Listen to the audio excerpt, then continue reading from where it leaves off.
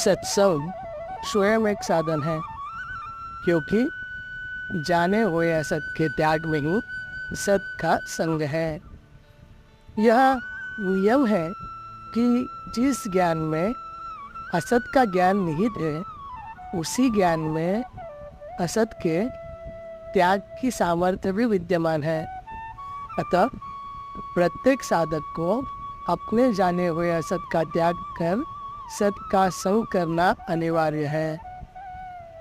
असत के त्याग से ही असत की निवृत्ति और सत के संग में ही सत की प्राप्ति निहित है। अथवा यो कहो कि असत की निवृत्ति और सत की प्राप्ति युगपद है।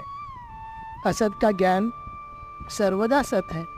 इसी कारण असत को असत जान लेने पर उसकी निवृत्ति और सत की प्राप्ति स्वतः हो जाती है। सत उसे नहीं कहते जो कभी अप्राप्त हो, अर्थात सत सर्वदा प्राप्त है। जो सर्वदा प्राप्त है उससे देश काल की दूरी हो ही नहीं सकती, और जिससे देश काल की दूरी संभव नहीं है वह स्वरूप से ही अविनाशी है। अविनाशी का कोई त्याग नहीं कर सकता। जिसका त्याग नहीं हो सकता उसमें प्रेम हो सकता है। अतः सत के प्रेम में ही सत की अभिव्यक्ति निहित है। सत के प्रेम को असत की आसक्तियों ने आच्छादित कर दिया है। असत का ज्ञान असत की आसक्तियों को खा लेता है और फिर साधक बड़ी ही सुगमता पूर्वक सत के प्रेम को प्राप्त कर कृतकृत्य हो जाता है। इस दृष्टि से जाने हुए असत का त्याग कर सत के संग में ही समस्त साधना निहित है।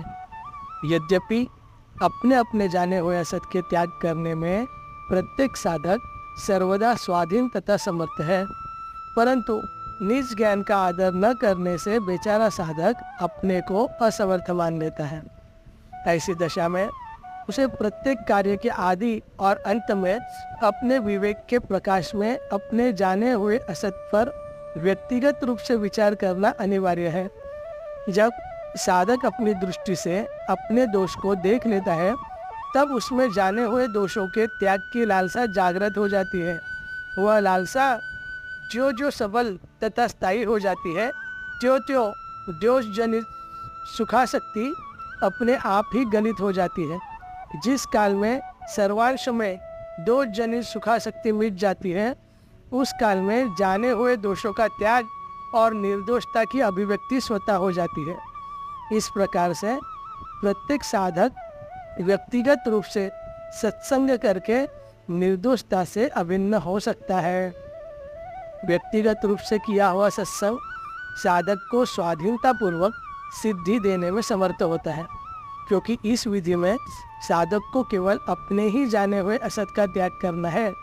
व्यक्तिगत सत्संग द्वारा निर्मित साधन के प्रति साधक सर्वदा निसंदेह रहता है, क्योंकि निज ज्ञान में संदेह हो ही नहीं सकता। इंद्रिय ज्ञान तथा बुद्धि ज्ञान में भले ही किसी को संदेह हो, क्योंकि वह अल्प ज्ञान है, किंतु निज ज्ञान में तो संदेह हो ही नहीं सकता। यह नियम है कि निसंदेहता आत्मीयता प्रदान करती है। आत्मीयता प्रीति की प्रतीक है। प्रीति दूरी तथा भेद को शेष नहीं रहने देती। अतः निज ज्ञान में प्रियता स्वाभाविक है। इस दृष्टि से व्यक्तिगत सत्संग बड़े ही महत्व की वस्तु है। अपने जाने हुए असत के त्याग का जो संकल्प है, उसमें साधक को कभी विकल्प नहीं करना चाहिए। विकल्प रहित संकल्प स्वतः दृढ़ हो जाता है, जिससे होते ही संकल्प के अनुरूप साधक का जीवन हो जाता है। भूतकाल की दो जनित स्मृतियाँ वर्तमान की निर्दोषता में संदेह उत्पन्न करती है, किंतु जिसने जाने हुए असत का त्याग का दृढ़ संकल्प कर लिया है, उसे कभी भी दो जनित स्मृतियों से सहयोग नहीं करना चाहिए और ना उनसे तादात्म्य ही स्वीकार करना चाहिए, अपितु सर्वथा असहयोग ही करना चाहिए। असहयोग द्वेष नहीं है, अपितु संबंध विच्छेद है। यह नियम है कि जिन स्मृतियों से संबंध विच्छेद हो जाता है, वे स्मृतियाँ कालांतर में स्वतः मिट जाती है। स्मृतियों का सद्भाव तथा सहयोग ही उन्हें जीवित रखता है। स्मृतियों की असत्यता स्वीकार करते ही वे निर्जीव हो जाती है और असहयोग करते ही मिट जाती है। अतः वर्तमान की निर्दोषता सुरक्षित रखने के लिए भूतकाल की दो जनित स्मृतियों का स्वरूप से अभाव स्वीकार करना अनिवार्य है।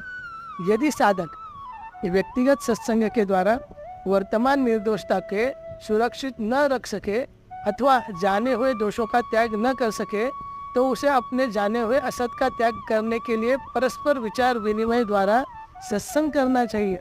जिस प्रकार दो दीपक एक दूसरे का अंधकार मिटाने में सहायक होते हैं, उसी प्रकार परस्पर विचार विनिमय द्वारा अपने अपने जाने हुए असत का त्याग करने में साधक समर्थ होते हैं। विचार विनिमय करते समय इस बात पर विशेष ध्यान दिया जाए कि अपने जाने हुए दोषों के संबंध में ही विचार करना है। विचार विनिमय के नाम पर चर्चा नहीं करनी है। सत्संग अपने संदेह मिटाने का साधन है और कुछ नहीं। निसंदेहता के बिना दृढ़ता नहीं आती और दृढ़ता के बिना जीवन और साधन में एकता नहीं होती। इस कारण संदेह रहित होना अनिवार्य है। विचार विनिमय करने का अर्थ उपदेष्टा होना नहीं है, अपितु अपनी निर्बलता को प्रकाशित करना है। यह नियम है कि जो निर्बलताएं स्पष्ट रूप से जानने में आती है और जिनके प्रकाशित करने में साधक को संकोच नहीं होता, उन निर्बलताओं से तादाद में नहीं रहता। जिससे तादाद में नहीं रहता उसका नाश बड़ी ही सुगमता पूर्वक हो जाता है, क्योंकि निर्बलता का अपना कोई स्वतंत्र अस्तित्व नहीं है। निर्बलता जिसमें होती है उसी से सत्ता पाकर उसी पर शासन करती है। जब साधक अपनी निर्बलताओं से असहयोग करने लगता है, तब निर्बलताएं अपने आप मिटने लग जाती है। इस दृष्टि से अपनी निर्बलताओं को प्रकाशित करना और उनको मिटाने के लिए परस्पर विचार विनिमय द्वारा सत्संग करना बड़ा ही सुगम साधन है। निर्बलताओं को प्रकाशित करते समय यह भी ध्यान रहे कि जिस निर्बलता की चर्चा की जा रही है वह निर्बलता भूतकाल की है, वर्तमान की नहीं। अपनी निर्बलताओं का ज्ञान, स्पष्ट ज्ञान तभी होता है जब निर्बलताओं से छुटकारा पाने की तीव्र लालसा जागृत हो जाती है। निर्बलताओं को मिटाने का दृढ़ संकल्प सभी निर्बलताओं का अंत करने में साधन रूप है। इस दृष्टि से अपनी अपनी निर्बलताओं को परस्पर में साधन बुद्धि से प्रकाशित करना अनिवार्य है। परंतु भूतकाल की निर्बलताओं के आधार पर अपने को वर्तमान में निर्बल स्वीकार करना असाधन है, क्योंकि साधक को निर्दोषता की उपासना करना है, दोषों की नहीं। अतः परस्पर विचार विनिमय द्वारा जाने हुए दोषों का त्याग कर निर्दोषता से अभिन्न होना ही वास्तव में सत्संग है। परस्पर विचार विनिमय करने पर भी यदि साधक अपने जाने हुए असत के त्याग में सर्वथा समर्थ न हो, तब उसे अपनी असमर्थता का अंत करने के लिए सत की लालसा को सबल तथा स्थायी करना अनिवार्य है। लालसा को सबल तथा स्थायी बनाने के लिए यह आवश्यक हो जाता है कि थोड़ी थोड़ी देर बाद हृदय में लालसा की पुनरावृत्ति व्याकुलता पूर्वक होती रहे। सत की लालसा असत की कामनाओं को खा लेती है। असत की कामनाओं के नाश में ही सत की लालसा की पूर्ति हुई है। इस दृष्टि से सत की लालसा का जागृत होना भी जाने हुए असत का त्याग में साधन रूप है।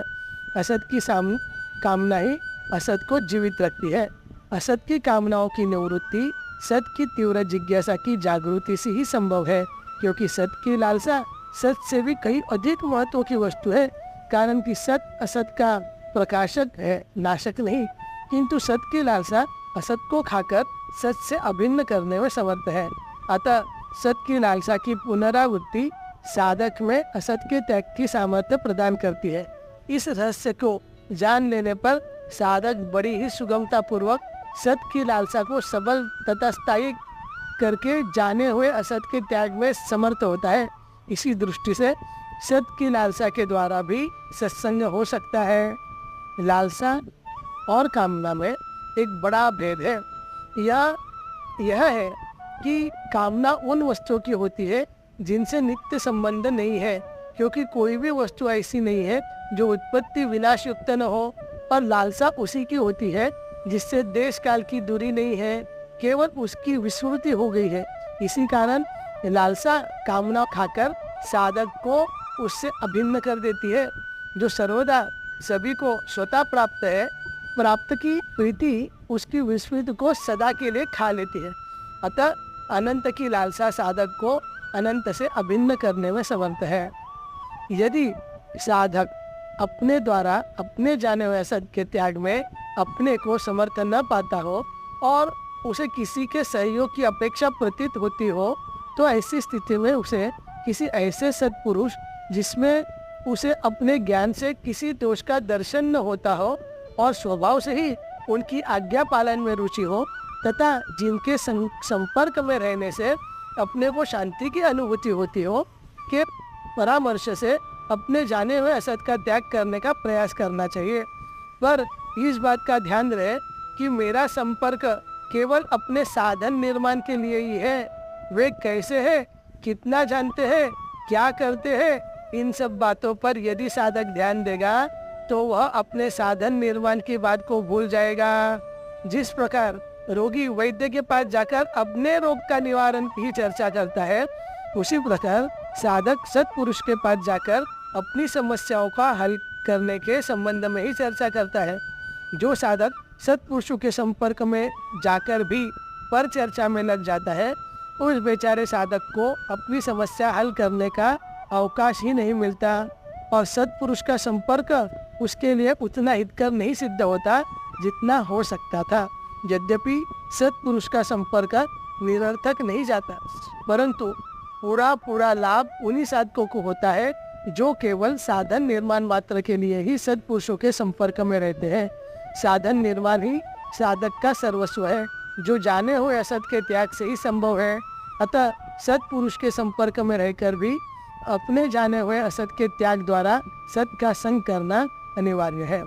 अब यदि कोई यह कहे कि हमें तो कोई ऐसा सत्पुरुष ही नहीं मिलता जिस पर हमारी स्वाभाविक श्रद्धा हो, ऐसी परिस्थिति में साधक को सद्ग्रंथों का आश्रय लेना चाहिए।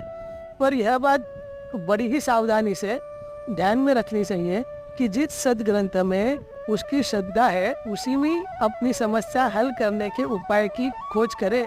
सारा ग्रंथ समझने का प्रयास न करे, क्योंकि जाने हुए असत का त्याग किए बिना कोई भी साधक किसी भी सद्ग्रंथ को सर्वांश में नहीं जान सकता।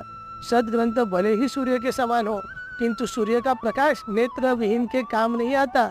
उसी प्रकार जब तक साधक अपने जाने हुए असत का त्याग नहीं कर देता, तब तक वह दृष्टि प्राप्त ही नहीं हो सकती जिसका सद्ग्रंथों में प्रकाश है।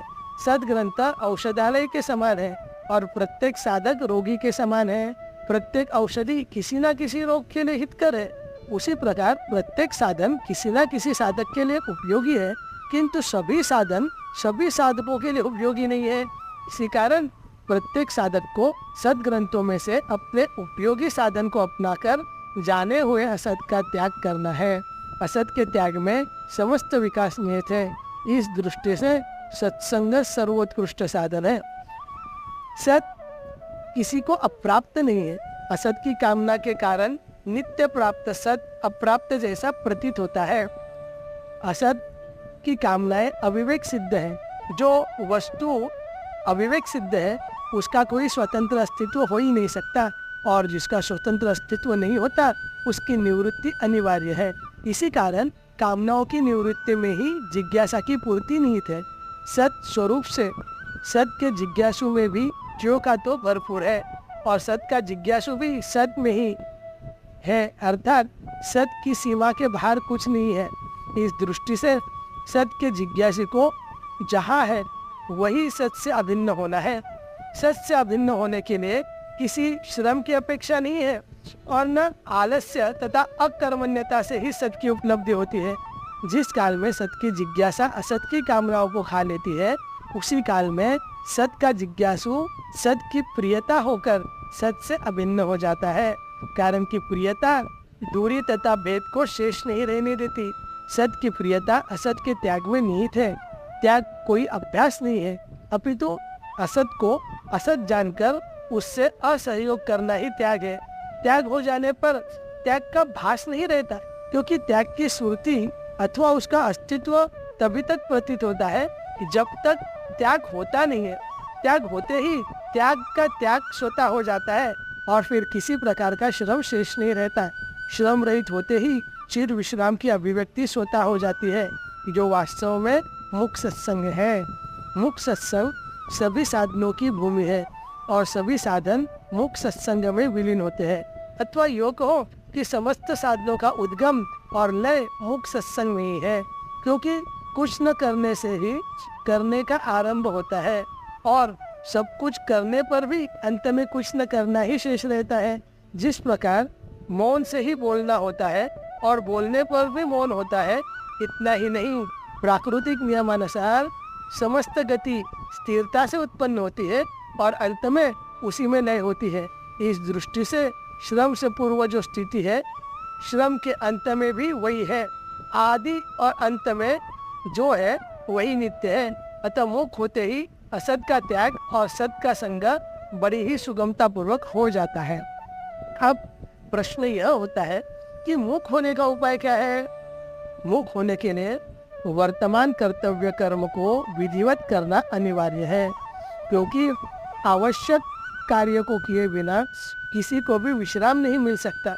यह नियम है कि आवश्यक कार्य करने के लिए अनावश्यक कार्य का त्याग अनिवार्य हो जाता है। विधिवत कार्य वही कर सकता है जो प्राप्त परिस्थिति के अनुसार फलाशक्ति से रहित कार्य करता है।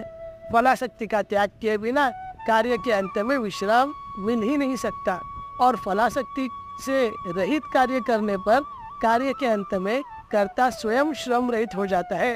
अथवा यो कहो कि प्रत्येक कर्ता कार्य के अंत में उसी से अभिन्न हो जाता है जिसके नाते कार्य का आरंभ किया था। कर्ता कार्य होकर अपने उद्देश्य की पूर्ति में विलीन हो जाता है। कार्यकर्ता का चित्र है और उद्देश्यकर्ता का जीवन है। वर्तमान कर्तव्य कर्म सभी दार्शनिकों के लिए एक है, क्योंकि कर्तव्य का संबंध परिस्थिति से है और दर्शन का संबंध भावना तथा उद्देश्य से है। अतः प्रत्येक साधक को वर्तमान कर्तव्य कर्म तो परिस्थिति के अनुसार विधिवत ही करना है। परिस्थिति भेद से कर्तव्य कर्म में भले ही भेद हो, किंतु फलाशक्ति से रहित विवेक के अनुरूप भी कर्म करना है।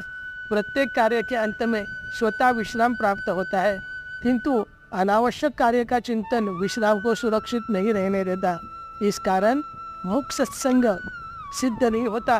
कार्य के अंत में यदि कार्य का चिंतन न रहे तो अपने आप श्रम रहित होकर मुख्य सत्संग हो जाता है। मुख्य सत्संग अभ्यास नहीं है, अपितु चिर विश्राम है, जिसकी मांग स्वभाव से ही प्रत्येक साधक को है। मांग उसी की होती है जिसके बिना साधक किसी भी प्रकार रह ना सके। इस दृष्टि से विश्राम तथा मुख्य सत्संग बड़े ही महत्व की वस्तु है, पर इस रहस्य को वे ही साधक जान पाते हैं जो अनावश्यक कार्य का त्याग कर आवश्यक कार्य करने में तत्पर रहते हैं। भौतिकवाद की दृष्टि से कर्तव्य परायणता का, अध्यात्मवाद की दृष्टि से विवेकपूर्ण असंगता का और आस्तिकवाद की दृष्टि से समर्पण का परिणाम मुख्य सत्संग है।